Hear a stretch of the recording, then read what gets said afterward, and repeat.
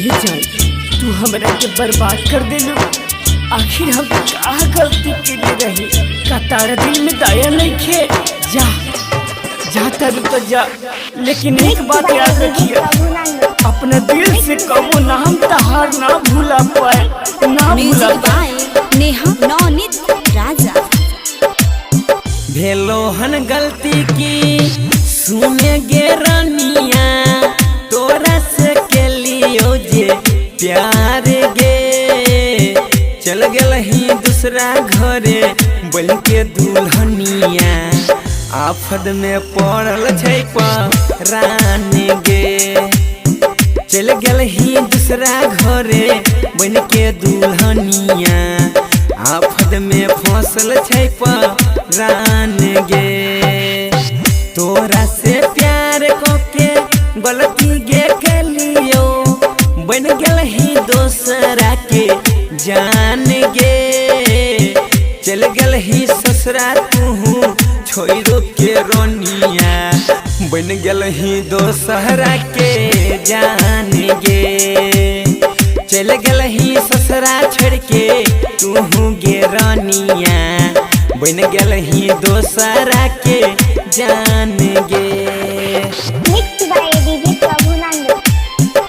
Vaishnavi recording studio Khatwara.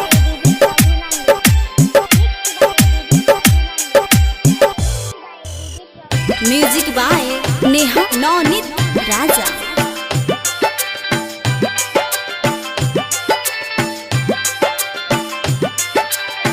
अम्मा के छोइया में मिले तो रही, से हो तू भूल गेले जान गे। बजर के करे जो तू बना के चल गेला तू ससुराल गे। बजर के करे जो तू बना के चल गेल ही तू ससुराल गे। तोरा से प्यार को के गलती गे के लियो, बन गेल ही दोसरा के जान गे।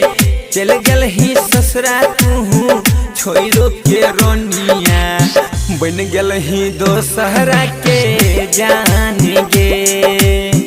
चल गेल ही ससुरा छोड़ के तू गे रानिया, बन गेल ही दोसरा के जान गे।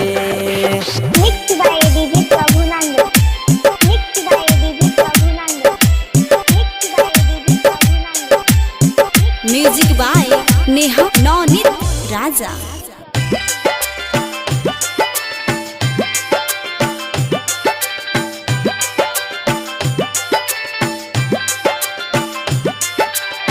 बहनों के अबो हमें मिले पगलवा, दुआरा पर मारो तोहर भाई गे।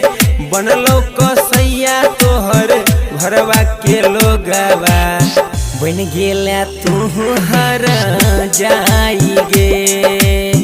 कहे छोड़ी के राजा तोरा गे रोनिया, बन गेला तू हर जाई गे। तोरा से प्यार को के गलती गे के लियो, बन गेल ही दोसरा के जान गे। चल गेल ही ससुरा तू छोड़ो के रोनिया, बन गेल ही दोसरा के जान गे। चल गेल ही ससुरा तू छोड़ो के रानिया, बन गेल ही दोसरा के जान गे। Vaishnavi recording studio Khatwara.